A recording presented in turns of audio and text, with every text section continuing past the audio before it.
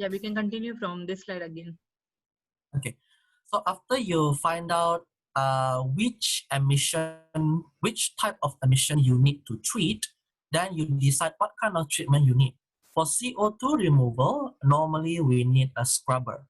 And scrubber, normally it uses an amine liquid.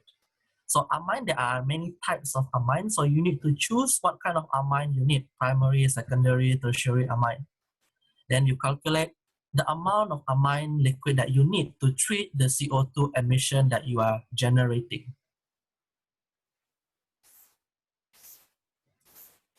So these are the CO2 scrubber.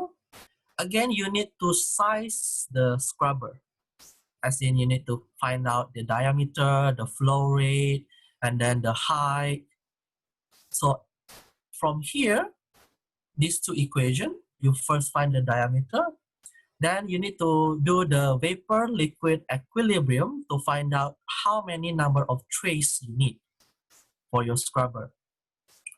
And then the height of your scrubber. After that, use the second equation, the fourth equation here, to calculate the cost of your scrubber. The F value, these are constant. So go maybe look at some reference book. These Fs, Ft, and Fm value are dependent on your process, what type of plate you're using, and then is it a bubble cap, and then the material, maybe it's stainless steel, maybe it is carbon steel, maybe it's aluminum. So it has its own constant value. So after you calculate your scrubber, let's say your CO2 has been treated.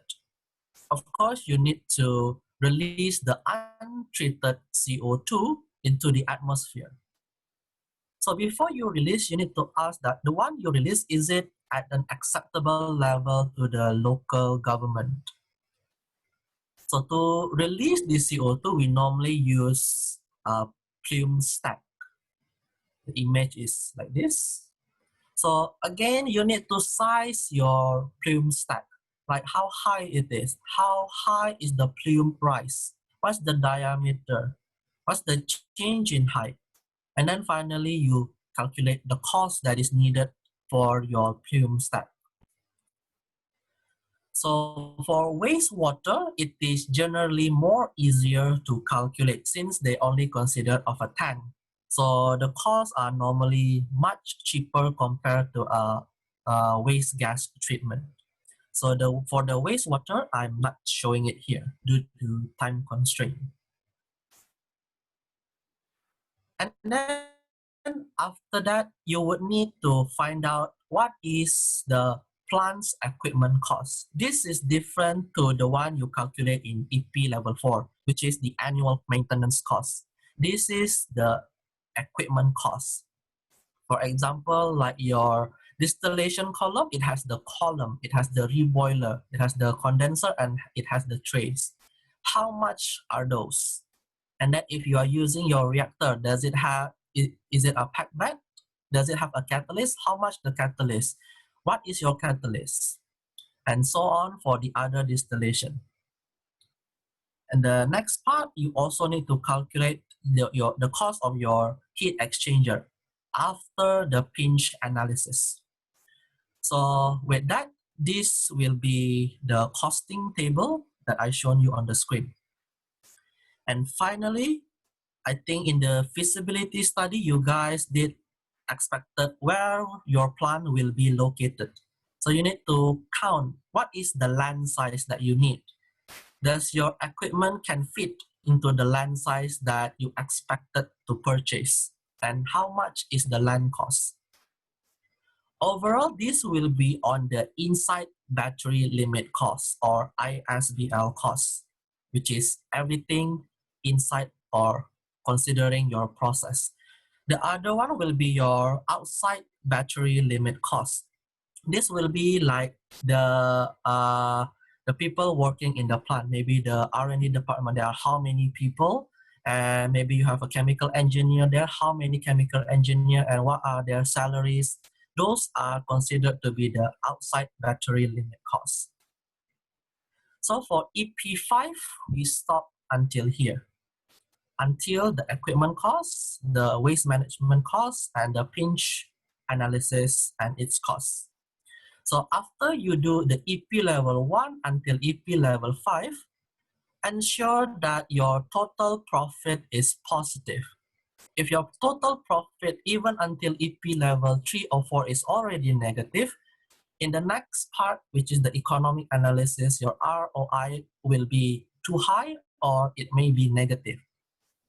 So since this talk is about EP, so I'm gonna stop here. For the economic analysis, maybe some of your lecturer will touch on that. For example, like ROI, break-even, tax, inflation, depreciation, and all of those things. So I hope this to be some help of you. So thank you for tuning in. Thank you so much, Ricky. Thank you so much for your detailed explanation on EP analysis. So now I would like to ask any questions from the students. Because as you're doing now your EP analysis, and this semester you need to complete until EP level 3. Because pinch you're doing it next semester, so we will better not do it this semester. We will do heat integration and equipment costing until EP 5 next semester. So until EP3, do you have any questions? You can turn on your microphone and then you can ask question directly. Yes, I think I will share the slide with you later on. Any questions on mass balance regarding the bubble point, dew point calculation? Some students had questions. Do we need to consider the reversible reaction? Ricky. Okay, so if you have a reversible reaction, generally we do not need to consider them because the one you calculate are the extent of reaction. So the extent of reaction should already be considering your reversible reaction.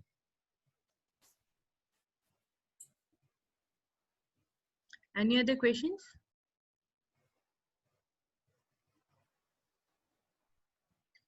For the recycle stream Excel sheet, if our propylene feed is 0, what do we put in our percentage? If your propylene is 0, means you are not giving you're not feeding your propylene. So your ratio later on will be infinity. It will be the same case as the methane, ethylene, my other side product just now. Hang on. Okay, so for this one. So for example here, like my methane, ethane, ethylene, and hydrogen, I do not have the feed of them. So in the recycle stream, in the Excel, you cannot put them in because it will give you an infinity value. So you need to manually calculate them using the selectivity equation or selectivity value that you have.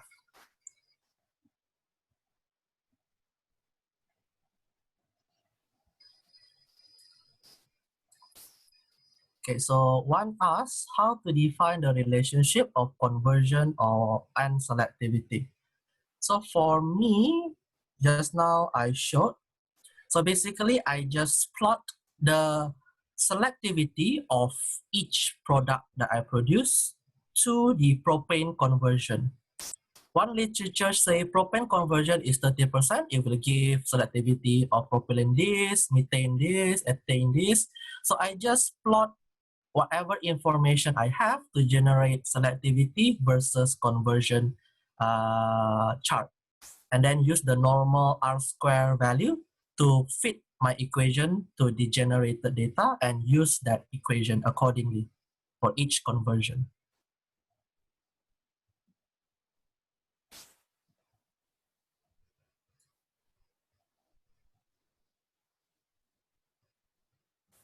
One asks, the selectivity that you mentioned just now is the selectivity of that particular product? Yes, for that particular product. So here I have 4 different products, so I will generate 4 different selectivity charts. Here I only have 3, the 4th one I cannot fit into the slide.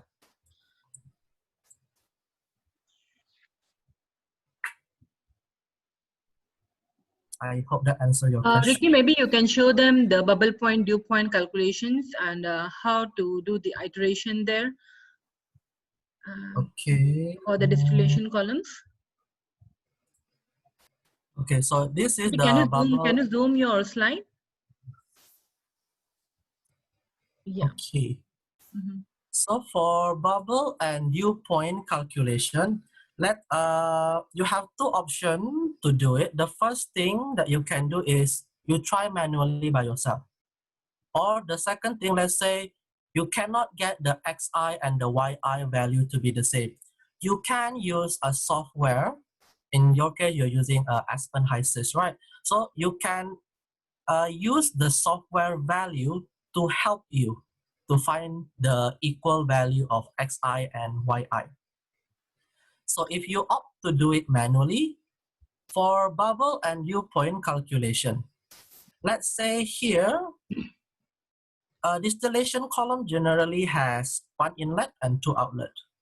If your inlet or outlet is in liquid, you need to do bubble point calculation, meaning you assume xi and then get your yi to have the same total as your xi. But if your stream is gas, then you need to perform dew point calculation, which is the opposite of bubble point calculation. You assume yi and then you find your xi. And again, make sure your yi is equal to your xi. So this is really a trial and error process, including the pressure that I have here and the temperature that I have here. It is all trial and error process. So sometimes if you're taking too long on how to do this, so it's best to use the software to help you, because the software already have all of these A, B, C value. Yes. So that is why even like when I mention all the students, so whenever you're doing mass balance, try to do your simulation side by side. Otherwise, it will take a lot of time. When you're using Aspen Plus, and when you key in the values, you can directly get your mole fractions from your simulation. Then you take those values and then you can continue with your manual calculation. Otherwise, if you are very good in doing how to do the iteration using Excel, maybe C programming or MATLAB programming, then you can opt for that. Yes, Ricky. Yeah, so yeah, try like what Dr. Rashmi said, try to do it side by side. Because I think you guys will also need to find out how much percentage error between your manual calculation and your simulation. So if the discrepancy is too big, maybe your assessor later will ask, why is this discrepancy is so big? So it's a good thing that you do it. The moment you start the mass and energy balance from the first unit that you do, it's better that you start directly your simulation instead of starting it off at the later part. As in you finish your mass and energy balance, then only you do simulation, then you found out, oh, it's wrong. Then you need to redo everything again. I did that previously, so I regret that. So better you guys do it side by side. Okay, someone asked, these xi and yi values are used at which part? He missed it. Okay, so this xi and yi is a value that you need to use to design your distillation column. Okay, so what comes in or what comes out, you need to know what is the state. So if the state on the stream is liquid, you perform bubble point calculation. In bubble point calculation, it means that you assume xi and you calculate your yi. Total up your yi to be equal to 1, as same as your xi. It must be 1. It cannot be 0.8 to 0.8. It must be 1 to 1. For if your stream is gas, then you perform dew point calculation, which is the opposite of bubble point. In dew point, you assume yi, then you find your xi. Again, make sure xi and yi is 1 to 1. Ricky, I think he meant to ask you like the xi and yi values. Do we use it in EP analysis in stage 1 to 3? Oh, that one. Mm-hmm. We use the xi and yi in level 4 because you need this value to further design the diameter or height of your distillation column. That is in the level 4. So if they can iterate these values, can they use in the mass balance? So if they know the mole fractions from here, Yes. can they use in calculation of the mass flow rate from the distillation columns? I think that is what the majority of the students were asking us last week. Okay. What Dr. Rashmi mentioned is the point of view of doing this is for the mass and energy balance, because you cannot just say the feed enter like this, then it come out according to what you want. Of course, there is a certain ratio to it. So here are the ratio, the yi for the bubble point calculation and the xi for the dew point calculation. Because most of the students now, because they already calculated the propylene, how much they want to produce. So they directly started with the final value of the production value. And then they are doing the reverse calculation from the PP splitter, then go to the debutanizer. Okay. So they have a lot of unknown because they don't know the feed also. So I think if they do from a small value, like maybe just 100 moles, and then when they do the without recycle and purge, so at least they know their fresh feed first. Then it is easy to go step by step. So that is what I think I message everyone in the teams group and also on the WeChat, the WhatsApp group. Start with the basic first. So don't assume any recycle and purge. Just go input and output. As now Ricky suggested, go level one by one up. Then it is easy to sort one by one unknown. If you Yes, it directly is. start your whole plant with recycle, your purge and all the streams, then you have a lot of unknown.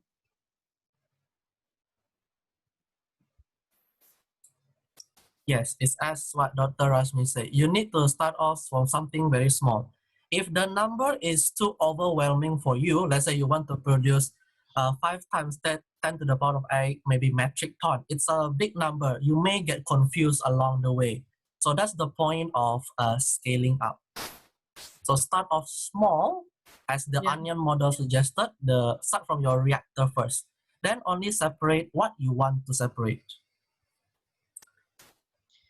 Yeah, so I think any more questions or any more confusion to the group? Can we use the Prestige chart for the KI values? Okay, so for this question, for the KI value, there are many references, like how I calculated the design for my reactor, my distillation column. There is no single reference. Different book will give you different kinds of equation. So it's according to the equation that you encounter with. So if it meets the purpose, that is xi equals to yi, it should be okay. When I use one of the selectivity from a website, my extent of reaction 1, 2, and 3 got some negative value and infinity value. Does this mean the selectivity data is not suitable with my calculation? What suggestion can be done to my mass balance? Okay, so I also encounter what you encounter right now. Some of the extent of reaction gives negative value. So that is why I developed my concept of making the model and developing the equations just now. It did help me. Maybe you can give it a try. Maybe Kyuchin, I think you are getting negative values. Also, maybe there are a lot of you also included the recycle and everything at one go. So maybe you start with your selectivity values now with just input and output. Start with the level 2 first. Don't consider your recycle and purge, and then you see how your values move along. Yes, the graph one. Tanjinian, I think he asked about the model. The model is the one he showed the 3 graph. Ricky, can you go back to your model? Yes. Yes, this is how he developed the model. So for example, the table above is all from the literature. He got different literature saying different selectivity values with respect to the conversion, right? Yes, Yes, with respect to respect to the conversion. conversion. And then you can plot them in a graph, and you can model it. You can fit fit a model to your data, and you see which model fits best. Then the Excel will directly give you one equation. Then you need to just use that equation in calculation. Yes, you need to find several more, at least 3, because to plot a graph, at least you need 3 points.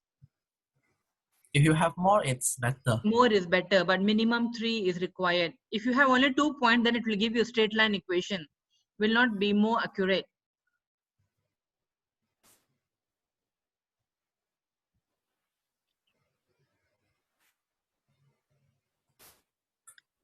Yes, it is from the literature review. So now suppose you are doing for Oleflex process, and then for that process, maybe different references suggest different selectivity values for your product. So you can just put them in an Excel file, and then you can develop a model.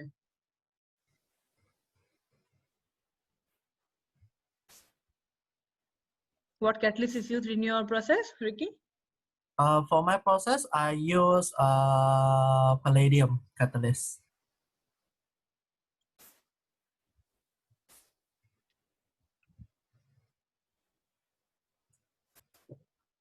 Just now, I think someone asked how to calculate the Ki for the distillation column.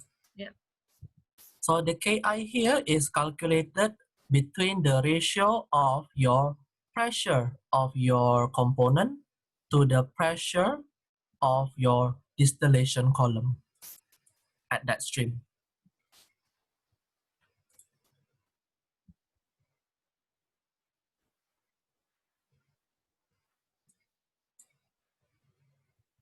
Ricky, can you share the iteration Excel file and your PowerPoint slides? Because the one I shared with them yesterday is not only for the conversion for the main product, but not for the recycle. The other components is not there. So I think you included the other, right? Which one, miss? The one for the iteration for conversion, the iteration Excel file. Yeah. I think I only shared with them the one. Yeah. So you have different for different, right? One is with respect to conversion, one is with respect to the. Yes. Yeah, yeah. They are actually the same. I just edited a bit, Edited, yeah. Yeah, just to make sure it's easier for the students. Yeah. Maybe you can just send me this file and your PowerPoint I slide. sent to you already just now. Okay. Thanks. Which mole fraction should we use, as there are xi and yi in every stream? Okay, so if you have xi and yi in every stream, you can use the software to determine whether is it steam or whether it's in vapor or whether it is in a liquid. So as in after you find out the xi and yi to be equal, for bubble point you will use the yi. You assume the xi, but after that you will use the yi. For the dew point, you assume the yi. After it's equal, you use the xi. So it's the opposite.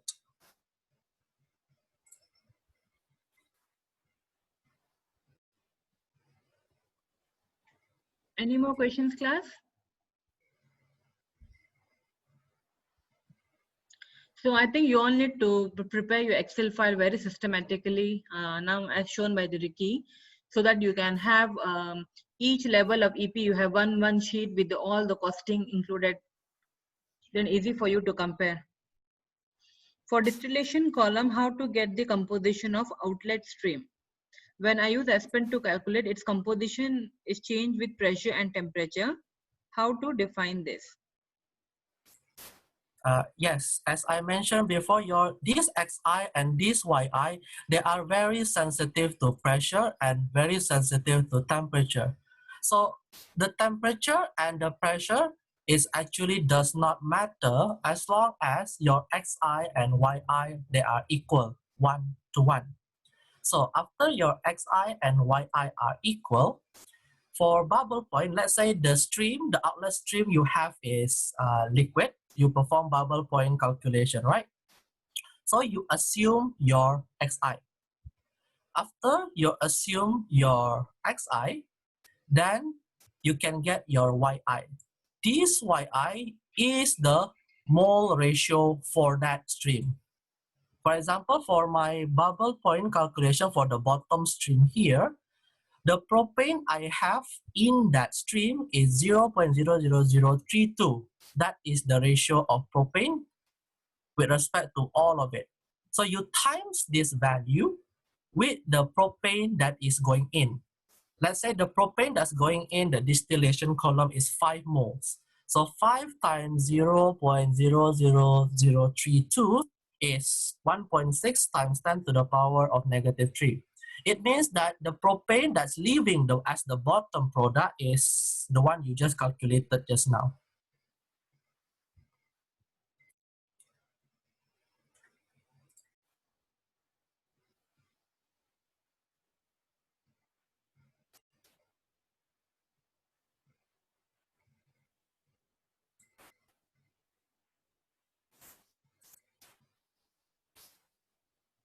Okay, so one asks, I read that hydrogen only forms VLE at 21 to 32 Kelvin. So the Antoine equation for hydrogen does not apply.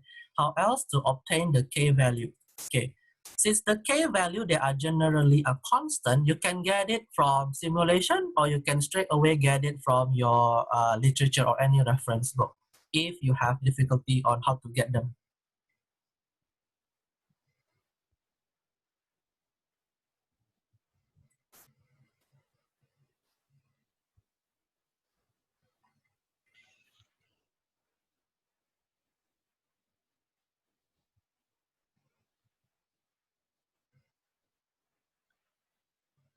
Anyone else? Any more questions?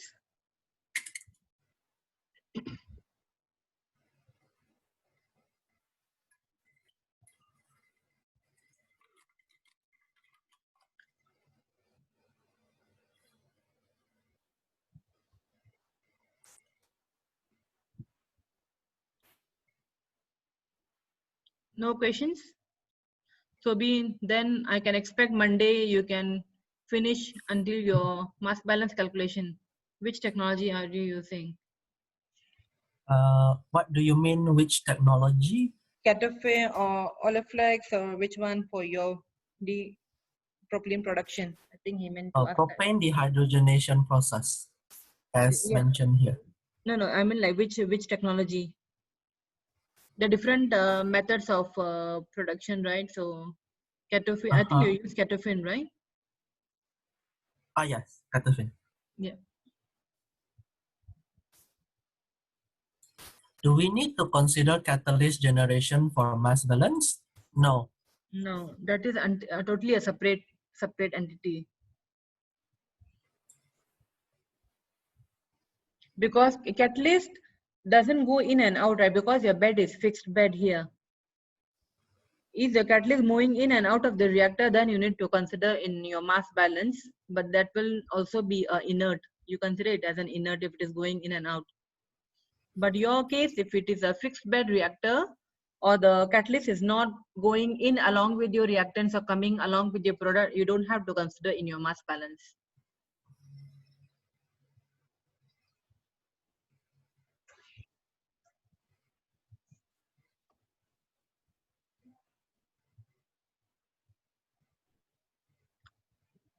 Any more questions?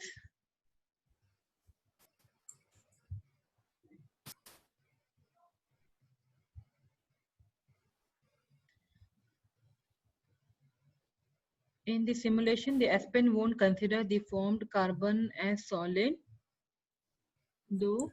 Okay. How do we exclude the formed solid?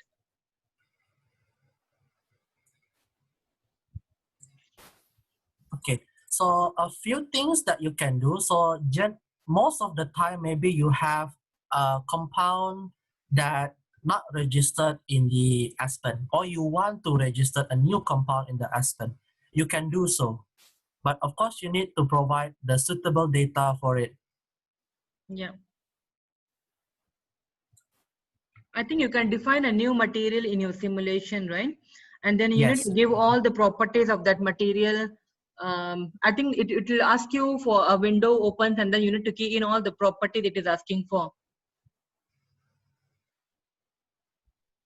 So for distillation column, we can use this bubble and dew point to calculate our outlet stream composition. What if for flash drum, which the composition consists of both liquid and vapor in the inlet stream?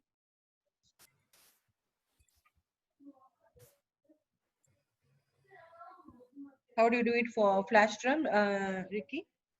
Okay, so for the flash drum, you in the flash drum normally there will be this liquid and there will be there will be the vapor also.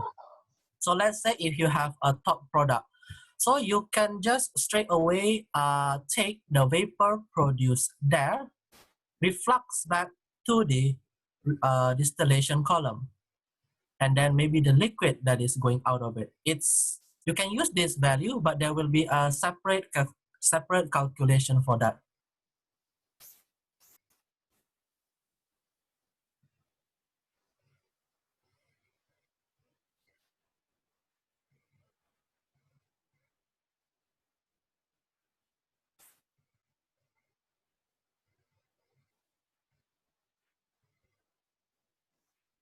The flash drum calculation, I think we learn in unit operation module. There's a different set of equations for flash drum calculation, but the concept is the same.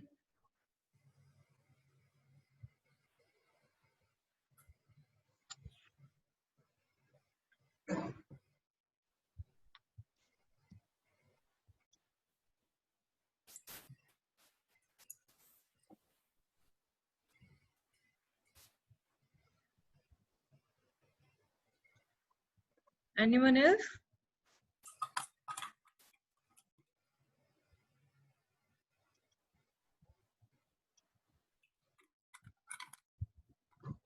So you need to generally refer to a lot of design books to complete this. There are a lot of information that you haven't learned in your modules, and you need to actually find out during this stage now when you're doing a plant design. The coke deposited on the catalyst, do we consider it in the outlet? Are you considering this in your chemical reaction, by the way? If you're using this carbon as one of your outlet in your chemical reaction, then you need to consider mass balance. If you're ignoring those reactions, then no need to consider. That is my suggestion. What do you say, Ricky? For me, for there, like what Dr. Rosmi said, there are a lot of equations out there. You can just pick what is suitable for you. Yeah.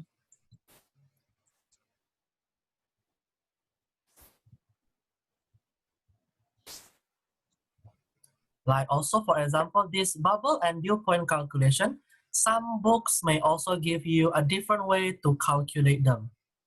But as long as your mass balance is okay, then it's okay. There is no right, there is no wrong. Just that you need to justify why you use this, why you use that. Because the examiner normally will ask you that.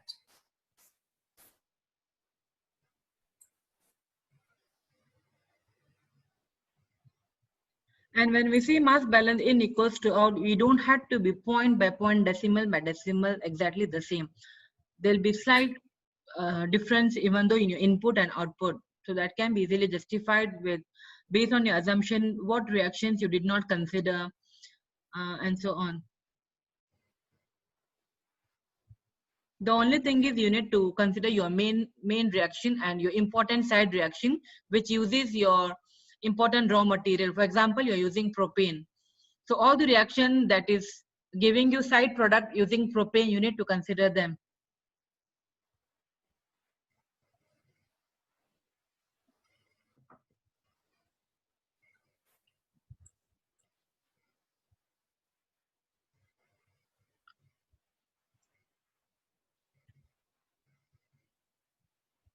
So, Ricky, after they assume this selectivity model, and then they go until EP3. So once they include the recycle and the purge stream, they calculate back their actual selectivity values, right? So which will be different from their literature values, slightly different maybe. Yes, you can find the differences between the one you get and the one that you actually get. Mm-hmm.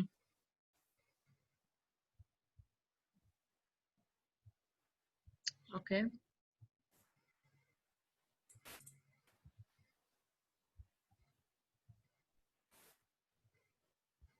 So for selectivity values, did you, when you were doing a literature review, you were very specific, like if you're using a cataphin process, so you get the selectivity values from those literature who only use this specific technology, or you just randomly pick any dehydrogenation process? If the literature is limited, I would suggest that you take whatever you can. But if there are a lot of reference on it, just select the specific one.